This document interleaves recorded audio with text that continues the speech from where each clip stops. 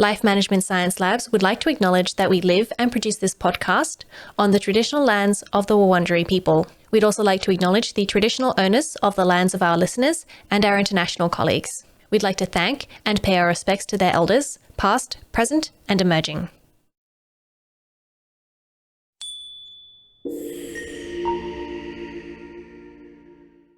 Hi everyone, and welcome to On the House, the Household Management Science Insights podcast, produced by LMSL, the Life Management Science Labs. We are champions of life management science, providing structured insights informed by science and inspired by practice on key aspects of conscious living. Each week we bring you scientific and practical insights on each element, with expert knowledge from professionals in the field. I'm your host, Gabriella Joustra, coming to you from Naarm, Melbourne, Australia. Let's get started. Hi everyone, welcome back to the podcast. We're here today to talk about washing natural fibres with a very special guest. It's my dad. Hi. Hello. Do you want to introduce yourself for anyone who doesn't know you, unlike me? Yes. My name is Jan. I was born in the Netherlands, brought up in Australia, and my first degree was in textiles, and that's been a great passion of mine for many decades. Mm-hmm. So we're going to start with a little segment we call Have You Met Jan? Yes. What's your favorite book? My favorite book is Pamela Claiborne's Dictionary of Embroidery, which I read cover to cover and have read so many times over the years, just to learn techniques and look at historic examples. And I've had the book for maybe 40 years now and it's still a ready reference for me. I'm not sure if I read that one. I'll have to steal it from you. Yes. Is there a movie or show that you've been watching? I love historic dramas because of all the costumes in them and the textiles that they use. I've been going through Last Kingdom, which is about Alfred the Great and that period of Viking invasion. And all of the textiles and the costumes are really fabulous. Have you ever been to any of those textile TV museums? I've been to a couple in Europe. Of course, there's not so much here. I just remember I follow some on Instagram. Right, yeah. And that's always very interesting watching. They had the Marvelous Mrs. Maisel costumes in one. Yes. That's more my speed. Yeah. So do you listen to any podcasts? I listen to the ABC podcasts, particularly when I'm driving long distance. And I love the ones which are talking about people's lives and where they've come from, particularly in Australia, which is so multicultural, and people coming from different ethnic backgrounds and the different perspectives that they bring to life. Who's someone that you listened to recently? Oh, I can't recall anyone in particular. Okay. Do you have a role model or an artist that you look up to? I love the work of Kafasat.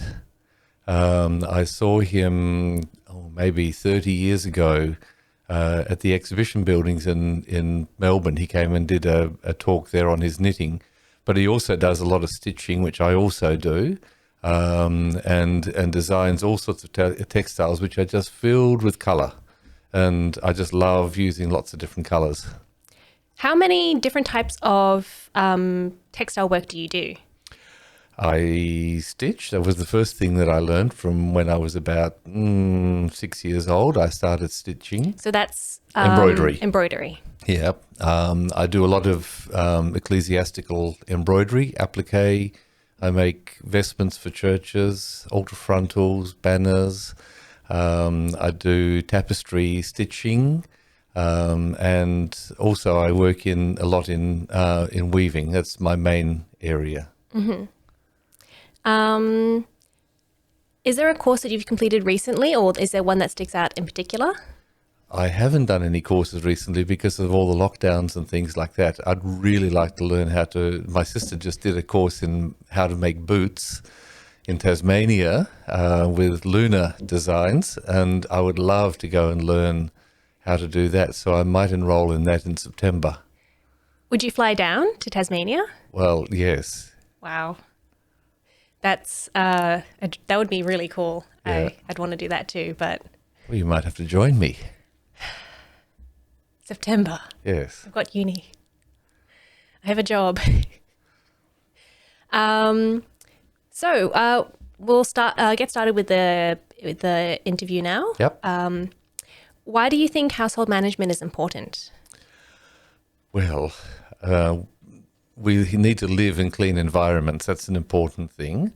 Part of the work which I did when I was based in Hong Kong was actually working with a leprosarium, and one of the issues there is cleanliness. And leprosy, for example, can be eliminated through good hygiene. And so that is an absolute fundamental. And of course, we don't face that problem in our daily lives here in Australia. But for many people throughout the world, it does. But keeping our houses reasonably clean and tidy makes for good health and makes for functionality of the home. Yeah, I can imagine if you've got allergies, having a dirty home would make it much harder to manage those. Absolutely. And the environment in which we live, I live in central Melbourne, and that has high particulate pollution. And you really notice it when you're cleaning the house, so that there is that sort of extra layer of dust. What are some misconceptions about household management? That everything has to be absolutely sterilized, because in fact it's not good for your health to have everything absolutely sanitized all the time. We need to be exposed to particulates, but in limited amounts. And same with bacteria. If you live in a totally sterile environment, as soon as you leave that environment, you get sick. I think we're finding that at the moment. Very much after COVID, where people were so particular about how they lived. We're always masking up and cleaning the house and sterilizing things. Now they're going out and the flu is so common, where for 2 years we've had virtually no flu. And so it's important for people to protect against those things, but also to live a natural and normal life and to get exercise and go outside. Yes, and don't sanitize every single second of the day. Absolutely. So how would you define laundry, and why is that important to do? Well, all of us want to have clean clothes, and we want to smell good, or we don't want to smell bad. And we want the household to remain clean. For bedding, for example, you need to keep your bedding washed on a regular basis, because otherwise you get all sorts of things living in your bed that you don't really want. And as soon as you do an investigation of that, you think, oh, could I possibly sleep there? But the more we can clean things for laundry and take them and wash them, it's much healthier. So how often should you, say, wash bed sheets? If I had my choice, I would have clean bed sheets every day, but of course that's not practical. I think once a week is good. At the outset, once a fortnight. And what about for like other articles of clothing? Well, some articles of clothing I discard and wash every day. Underwear is always cleaned every day. And things like woolen jumpers every few weeks, but they don't need to be done all the time. Wool is naturally dirt resistant, so that helps. I didn't know wool was dirt resistant. Yes. How does that work? Well, it's just the way the fibres are structured. They don't readily absorb body smells and things like that. There is a certain natural resistance in those fibres. You mentioned that wool's a natural fibre. What are there other types of natural fibres, and what are natural fibres? There are two main classes of natural fibres. There are protein fibres, which is all animal products. So alpaca, wool, all of the different sorts of, cashmere and all of those sorts of things are all protein-based fibres. And the other sort of natural fibre is the cellulose fibres, which are like cotton, linen, and viscose or rayon comes into that category as well, because they are a manufactured cellulose fibre. So do the cellulose ones come from plants and the other one comes from basically, yes. Animals? Yes. Okay. Yes. Do they have different properties? Very different properties, and are used for different things because the chemical structures of them are very different. And so, for example, linen was very commonly used in past centuries for all household goods. So bed sheets and things like that were always made of linen. Linen has very long fibres, and the chemical bonds in them are very long, which makes it very strong and very hard wearing. And so in medieval times, cotton was hardly thought of, and nearly everything was made out of linen. And that went through right up until the middle of the 20th century when cotton became much more prevalent for bedding, for example. Why did it change? Simply because of the cost of production. The cost of production of cotton fibres is so much lower than that of linen. Linen actually takes a lot of processing to release the fibres from the original flax. Okay. Yeah. And for wool or the animal-based Yes. fabrics, what are they used for mainly? Well, they can be used for anything, for upholstery, for curtaining, for clothing. It depends on what they're used for. But generally, wool is not good as an undergarment unless it's very, very fine merino. I remember growing up with hand-knitted underwear made by my grandmother, which was the most uncomfortable thing you could possibly wear. But in her day and age, that was what they had because they were able to knit that themselves. They were able to knit all of the underwear themselves. I would never think to wear knitted underpants. No, they were awful. I still bear the scars. Oh dear. They'd be so itchy. Yes. And so how are they different from synthetic fibres? Synthetic fibres are a chemical product, and certainly the petrochemical industry has contributed a lot of chemicals that can be used and made into fibres, and some of them are very, very worthwhile, very waterproof, very warm, very light, but they don't breathe in the same way as natural fibres do. My preference is always to wear natural fibres because they're so much more comfortable. But a lot of the new polyesters, for example, it is almost impossible to tell them from silk, from real silk. Mm-hmm. And certainly some of them are very comfortable to wear. I know that I have a lot of synthetic clothes, mainly for keeping warm in winter. Well, you'll actually find that natural fibres are much warmer than most of the synthetic fibres. I do find the other issue is cost.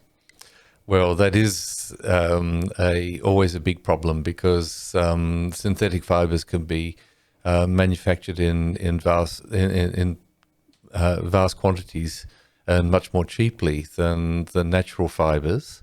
And the better the natural fibre, the more expensive it is. So, for example, I'm wearing a possum jumper at the moment because it's very cold outside. And possum is very expensive to buy. And one of the reasons is that every fibre of a possum fur actually is hollow inside. So therefore, without adding weight, it increases the amount of warmth that garment provides. But it's much more expensive to buy. Well, yes. Yeah. Possum jumpers are at least twice the cost of of even a merino jumper, which is also really good quality. And so what are some other downsides to natural fibres? Well, natural fibres need to be maintained properly, and that's the crucial thing. If you are, particularly as we're talking about laundering, if you're laundering wool, for example, you have to make sure that it's not exposed to too much agitation or too much heat or too much acid or alkaline. So you need to have a balance in how you do it. If any two of those factors are present, so if you have heat and a lot of agitation, wool will always felt. Or if there is a lot of acid present, for example, when you're dyeing and you have too much heat and too much acid, the wool will felt. And then the fibres actually contract in on themselves and don't have the breathability or movability. Now, in some cases, you want wool to felt because it also makes it impervious to the wind. So hats and things like that are really, and coats used to be made of felt because they were windproof. I've seen felted wool fabric available, but I hadn't realized that was why it's felted. Yeah. Yeah. In manufacturing plants, they have ways which they can really control the felting process so that you end up with a very smooth, very beautiful, but very windproof garment. So you mentioned as well that the pH of the garment affects felting. So does that include like detergents? Yeah, some detergents. If you add too much detergent or the wrong sort of detergent, that's why you use, when you launder wool, for example, you use a wool wash, which is neutral pH, and that stops that, or it helps to prevent that felting. So when you're washing wool, how do you recommend you go about it? Well, I've become very lazy in the last few years because I have a new washing machine that has a 15-minute cold wash cycle on it, and I put all of my woolens into that with the wool wash, and then they come out. But if you're doing it by hand, it doesn't take a lot of work to do it. And a good thing to remember when you're using wool wash is don't rinse it out afterwards. Because just wring it dry and leave the wool wash in the fibre because it doesn't affect the fibre at all. But what it does do is it puts eucalyptus and various other things that are preventative for moth attack. And that's the other downside, of course, of all natural fibres is that other creatures like them as well as humans, and some of them like to munch on them and put holes into your jumpers, and silverfish love silk and they love cotton and linen and will attack them. So is there anything we can do to prevent other insect attacks on our clothing? Well, laundering is one of the ways that you can prevent it because you may notice that when at the beginning of winter you pull your favourite cashmere jumper out and you find it's got holes in it. It's generally got holes where it has been worn, because that's what the little critters, the moths, like. They don't necessarily like clean fibres; they like them dirty. So that's what happened to my jumper. Well, I lost a couple this beginning of winter. Mm-hmm. Yes. So other than wool, how would you wash, say, cotton or linen? Cotton and linen are both very easy to wash. Cotton and linen both actually get stronger when they get wet. So once you've immersed cotton into water, the chemical bonds in the fibre itself are actually strengthened. So therefore they can take a lot more laundering than, say, wool or silk garments. And so therefore that's why they were used for bedding and tablecloths and things like that actually needed a lot of washing, because they benefit from it in some ways. And linen particularly becomes softer and more lustrous as it's used and worn. Okay. So just throw it in the washing machine.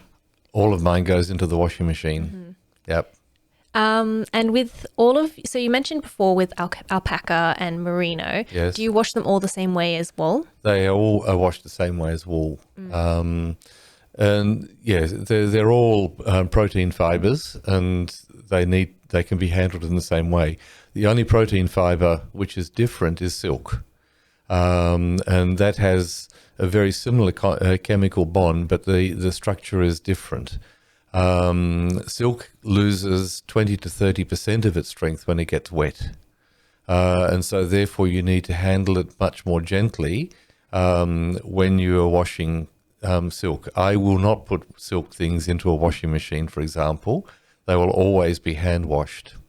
And if, for example, you have a silk blouse that you are washing and you want to keep it looking really good, wash it in hair shampoo and then put conditioner on it before you rinse it out, because the structure is the same as hair. It's the same chemical, and so therefore the things that affect silk or affect your hair also affect silk, and you're able to restore if for example it's happened in the past that a silk blouse got into the washing machine and was washed with everything else and came out looking half dead.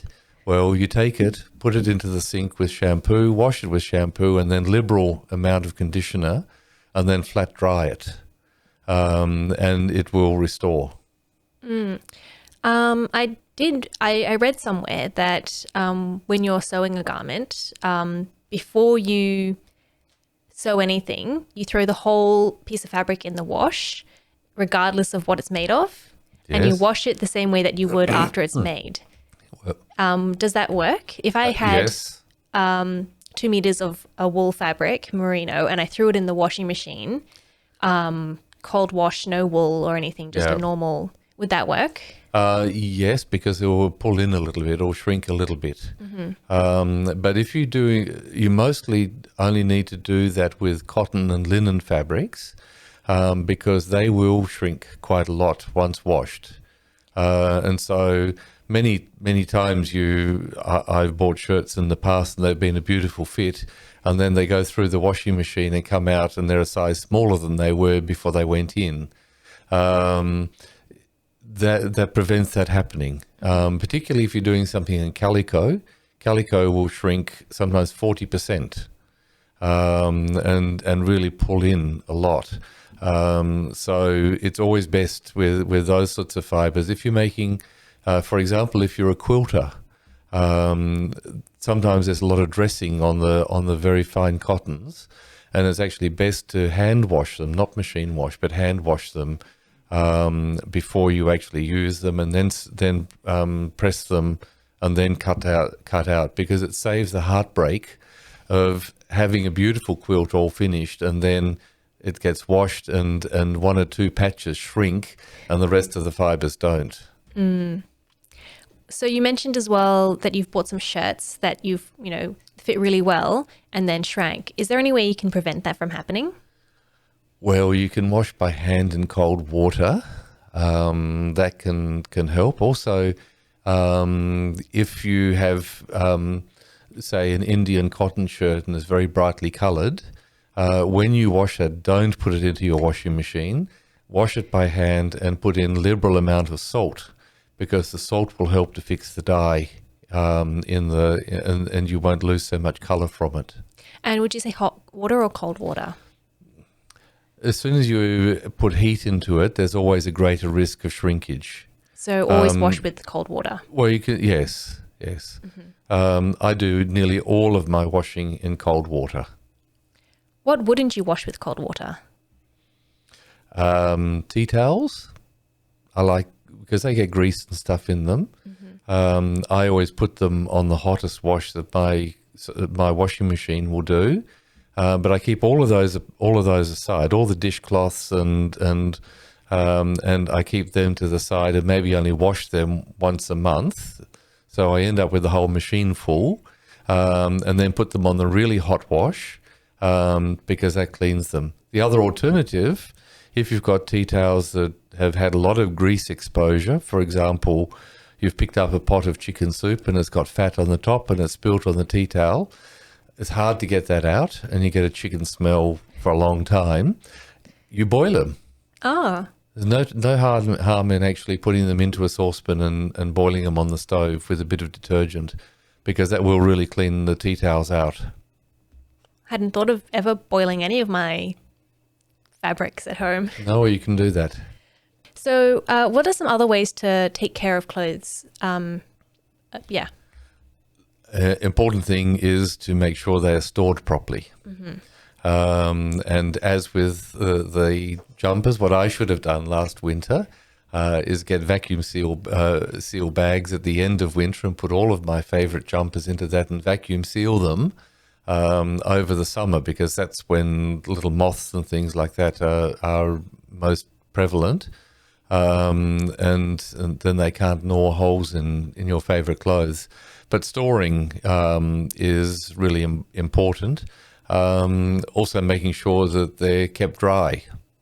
So you don't leave them somewhere where, say, on the laundry floor, if you've got an outdoor laundry, you don't leave them there where it could be damp. But not many people have outdoor laundries anymore. I think I'm showing my age. But it's important to keep them aired, and jackets and things hanging up. Otherwise they lose shape and they lose condition and look terrible. And what are some common mistakes you see people making? I think the biggest problem is just putting everything in together when you're washing. And you come out with pink t-shirts or blue t-shirts when you really want them to be white, because you've mixed all your colors in the wash. I do tend to separate my wash so that all the whites go together, towels go together as a separate item, and then mixed colors go together, and that stops that from happening. Also, if you've got new clothes, new jeans, for example, it's really important that the first time you wash them, that you wash them by themselves, or with things which are exactly the same color. Yeah, the dye, particularly in jeans, blue is the least stable dye, and so therefore it's one which is very likely to run, and denim is notorious for that. Yes, I have washed. I always wash my jeans with all my dark clothes. Yeah, because I've seen exactly some lovely dye work. Yes. I suppose it's an easy way to do tie-dye. Well, if you're prepared for it, yes. Yeah. How about like ironing? Would you recommend ironing clothes? Absolutely. I even iron my bed sheets, because it's just so much nicer when you get into bed and it's all smooth and wrinkle-free. I only have not polyester. I only have cotton bed sheets for that breathability. I know there are lots of alternatives available these days. I wouldn't recommend them because you get hot and sweaty, and you don't want that. You don't want to be sleeping in that environment. But yes, certainly ironing clothes. I always press jumpers after I've washed them. I have a steam force iron, which is more steam than actual radiant heat, and so therefore I just put them on the ironing board and hold the iron about half an inch or 1 centimeter over the garments, and then just steam them, and then fold them up and put them in the cupboard. Okay. So what is a laundry practice that you use at home all the time? Well, I think I've covered a few of those already. I think you've already done a lot of them. I've done quite a few of those. Yeah. But I think I minimize now the use of tumble dryers because they just use up so much electricity, and we've got shortages at the moment, and so I'm very conscious of that. And also the price of electricity has gone up. So therefore tumble dryers are not being used nearly as much as I might have in the past. But also things come out differently when they're dried differently. So certainly bath towels, I always finish in the tumble dryer because it makes them fluffy and soft. And that's much nicer to use. And for your clothes, what do you recommend? Hanging them, laying them out, or do you recommend tumble drying them? Depending on what they are, if they're jumpers and it's a lovely sunny day, I put them out on a clothes rack in the sun. Hanging? No. Wet woolens are not good hanging because they will always stretch. So it's always better to lay them flat. Okay. Any other tips there? I think the other thing too is once you've ironed everything, put it straight in the cupboard straight away. I'm not very good at doing that at times, and sometimes my sunroom where I do the ironing has piles of very nicely ironed clothes, but it's actually better to actually put them all away and store them safely, and particularly if they are valuable items, if they're heritage or heritage items, tablecloths that you've got from your grandparents or whatever. Some people keep them for years. I've got from various op shops absolutely brand new tablecloths that are over 100 years old that have never been used. They're yellowed, but it doesn't matter because that can be easily fixed. But iron them and put them in the cupboard ready to use. Yeah. It's very hard to find clothes when they're all in a huge pile. Well, exactly. You're speaking from experience. Yes. I also have many pictures of our dog sleeping on top of massive piles. Yes, he loves it. Washing. He loves it. So I can speak from experience, both from myself, but also from you.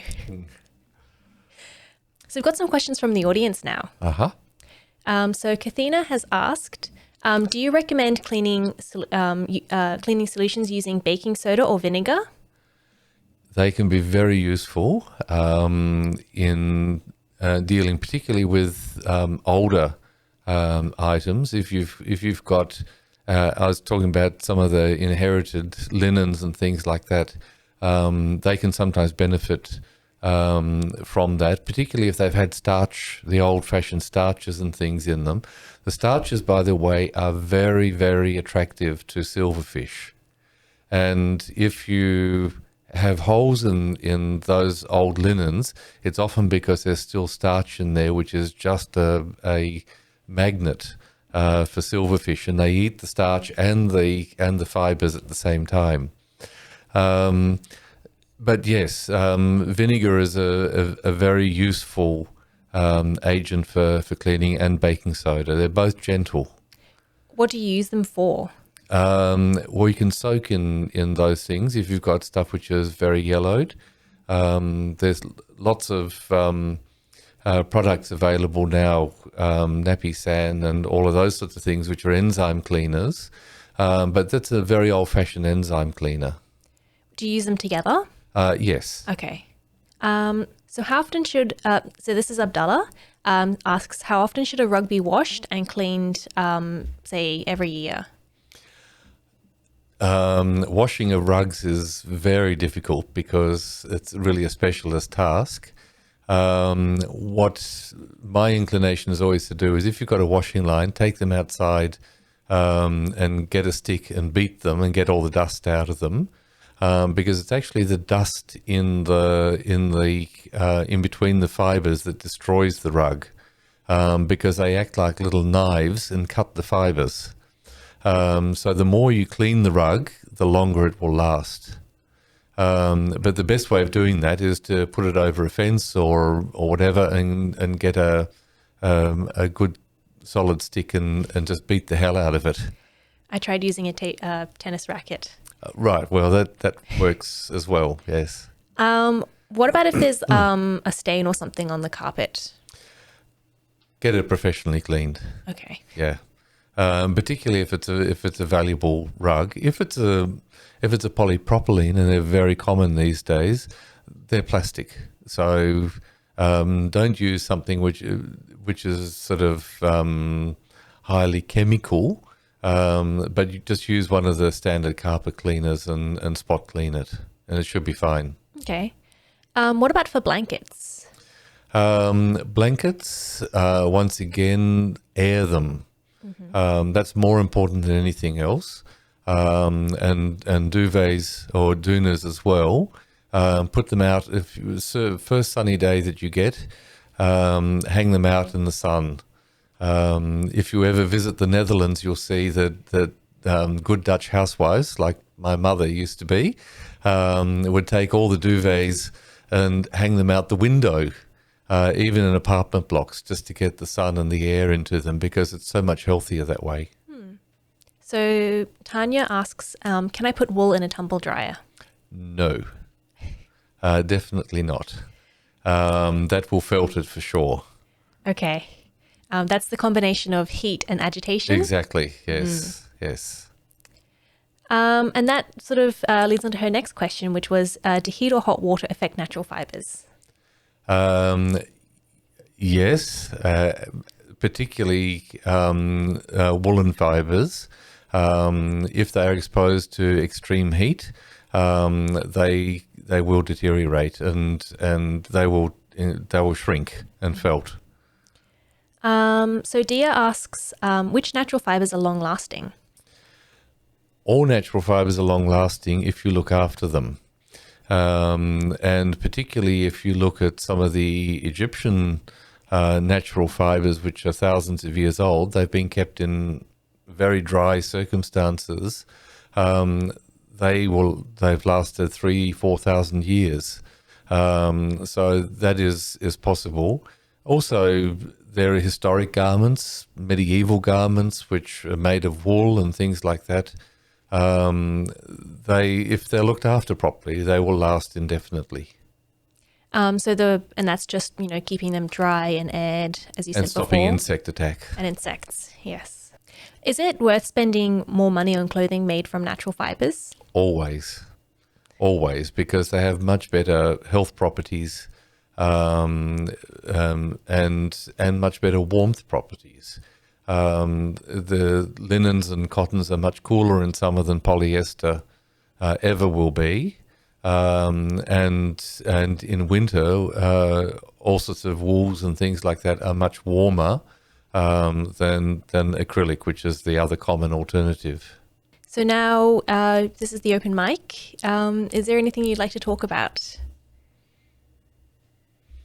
That's not, or it doesn't have to be related to laundry or... Oh, well, that's giving me a very wide scope. I think the crucial thing, and I think the movement around the world over the last couple of decades has been towards much more natural things, growing your own food, and especially during COVID, people looking after gardens for the first time or gardening for the first time, because they realize just how important all of these things are for our health. Also going out and walking and walking around the beautiful parks around Melbourne, for example. People have really understood the health benefits, and it's all part of a move towards a much more natural and much more sustainable existence. One of the things one of the terrible things that you see is the mountains of polyester clothes that are now turning up in third world countries or developing countries that they just don't know what to do with anymore. And I've seen documentaries on it where there are just mountains and mountains of clothes that will not break down because they are synthetic fibers. At least with this current trend with disposable fashion, that if you're buying natural fibers, at least they will break down and regenerate, whereas the synthetics won't. I guess the reason that moths and silverfish, Yep. they eat the fabrics because it's edible. That's right. Yes. And it means that if you discard the clothing, eventually it'll be eaten. Well, that's right. And also, many cottons and things like that are compostable. So you can cut them up and put them into your compost heap. They do take quite a while to break down completely, but it is perfectly possible to do those things. The dye wouldn't interfere? No. Okay. No. I don't have a compost bin, but... Yeah. And I've also seen that a lot of the polyester clothes we have washes off into the waterways, creating Yes, microplastics. That's right. Yes, that's another bigger issue that we have to deal with, along with all the plastic bottles and everything else that are ending up in the sea. Fibres also can do that and can't be digested, and so therefore it's really important that we focus on natural fibres and trying to live as natural life as possible, without returning to mud-floored huts and that sort of more natural existence. Bit too natural. Yes. Great. Well, thank you for coming in and talking to me about how to wash natural fibres. I certainly learnt a bit more, but I already knew a lot because you're the one who taught me over the years. Exactly. How to care for my clothes. That's right. But I think certainly some of that science about why you do or don't wash things in certain temperatures. Yeah. That's certainly new to me. So thank you. You're welcome. Yeah, it's great to talk to you. Thank you. You've been listening to On the House, produced by the Household Management Science Labs, a division of LMSL, the Life Management Science Labs. More episodes like this from across 10 life management perspectives can be found by searching LMSL on Apple Podcasts, Google Podcasts, Spotify, and YouTube, and any other podcasting apps available on your smart devices. If you enjoyed this episode, please consider rating, sharing, and subscribing to our channel, as it helps other people to find it so we can grow and continue to bring you quality resources. More of our work can be found on our website, hm.lmsl.net, where you can join our movement. I'm Gabriella Joustra. Thanks for tuning in.